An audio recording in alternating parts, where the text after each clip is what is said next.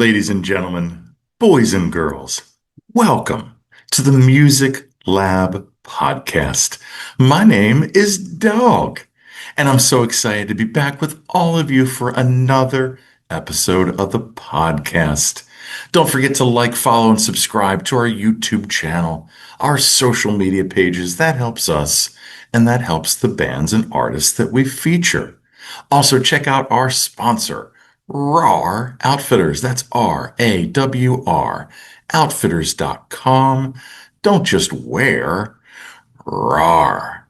So, ladies and gentlemen, as you can tell, we are live in Nashville, Tennessee, September 10th, 2025. It is day two of our AmericanAFest, our first AmericanAFest, but it is not the first AmericanAFest. In fact, it is the 25th anniversary of this wonderful festival. And we have immersed ourselves and are just having the time of our life. Thank you, Nashville. Thank you to all the venues that we've seen. Thank you to all the bands.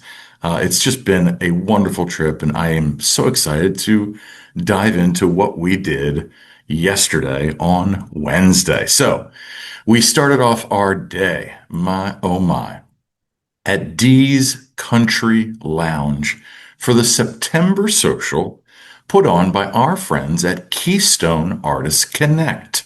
They are based out of Pittsburgh. They do showcases at South by. They do showcases here at AmericanAFest. So yeah, and the venue, Dee's Country Lounge, iconic, kind of has like a roadhouse kind of feel with a patio up front, kind of in a neighborhood, which was kind of cool. But we kicked things off with Kimmy Bitter. Kimmy is from San Diego.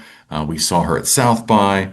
Her band, she is like 60s country twang, just fantastic. She has a voice of an angel, and her guitarist is fantastic as well. Then we got to see KP Hawthorne, a fiery lead singer as well, more like just straight up country rock and roll, and she was fantastic as well. And then the highlight of at least the Keystone Artists Connect show was J. Isaiah Evans and Boss Tweed. We featured him on our Road to AmericanAFest series, which we did 2 episodes and featured 10 bands. So check that out in our episodes. But yeah, Isaiah, we got to talk to him beforehand. Hopefully going to have him on the podcast in the future. But him and his three-piece band just absolutely shredded it. Great voice, great guitar player. So well received too. He had a really good crowd following. So definitely happy to see him and get to chat with him. And also, Kimmy Bitter, it sounds like we're going to get her and possibly the band on the podcast as well. So look forward to that. Of course, then we had to get some lunch. So thankfully, within a mile of Dee's Country Lounge, who doesn't like some good barbecue? So we went to Shotgun Willie's Barbecue, based in Texas. So Texas barbecue. I got the pulled pork platter, just fantastic. Highly recommend if you want good barbecue in Nashville. It does exist at Shotgun Willie's. And then we headed over to the Madison House party. Madison House is a artist agency that represents they have a really nice lineup of artists. Let's just say that. I got to meet Harry the night before at the One Big Love Festival. He helps out with Clay Street Unit, and he is also helping with Jesse Roper, who was the main reason that we came to see their showcase at New Heights Brewing Company. It was outside, it was hot. The artists persevered, let's say.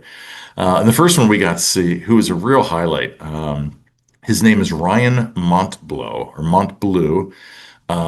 Just fantastic. Singer-songwriter, just played acoustic, was funny, highly intelligent, made some comments that were very on point, and his songs were just as strong. So definitely want to dive into his catalog a little bit more. Ryan Montbleu. And then Jesse Roper, like I said, he was kind of the reason we were going. Him and his 5-piece band, keyboards, bass, guitar, drummer, other guitar, really, really kicked it. They were awesome. definitely what I think they exceeded my expectations live. The songs that I were familiar with, most of them he played. He did play a couple new songs, which is great.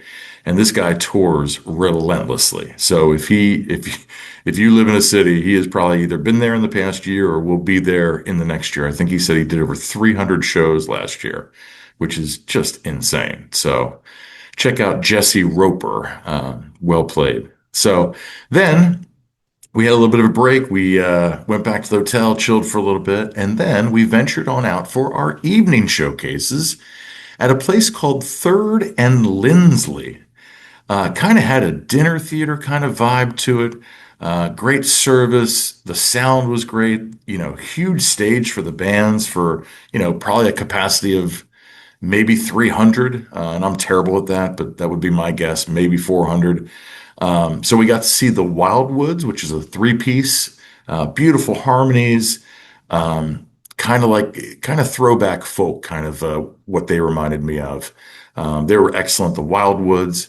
And then we got to see Leon Mason or Mason. It's Majcen, kind of an odd last name.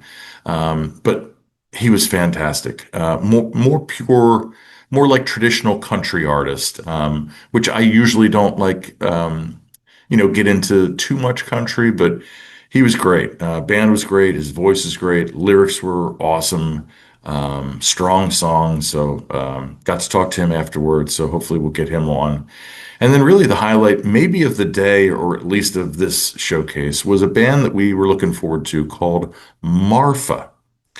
They have only been around for a year, which is amazing to me, because they just rocked it. So good. Strong songs. Little Miss Two Time, Daisy. Um, yeah, just so many. Yeah, you got to check these guys out. My words are not doing them justice, but check out Marfa. And then, ladies and gentlemen, we ended up back at Dee's Country Lounge for a band that I've been familiar with now for about 3 years now. They're called the Minks. They are based out of Nashville. Henry, the bassist, got to talk to him because he also plays in Paul McDonald's band, who we saw at Acme Feed and Seed. And so he told us about this Mink show at Dee's. So we were on it. They played at midnight, just rocked it. 90s rock, if it's kind of the best way. Um, she is a fantastic lead singer. She's got some pipes, had a beautiful dress on last night. They were looking great, sounded great. Crowd was into them as well. So I was very happy to see them and happy for them, the Minks. And then, of course, when we found out there was a Whataburger close by, we had to end the night with a good old Whataburger because they are the best. So there you have it, ladies and gentlemen. It was a busy day. We saw one, two, three, four, five, six, seven, eight, nine bands yesterday. That sounds about right. Maybe 10 if I'm missing one, but not too shabby for a Wednesday in September. So there you have it, ladies and gentlemen, our day two recap of AmeriCanaFest 2025. Check out our day one.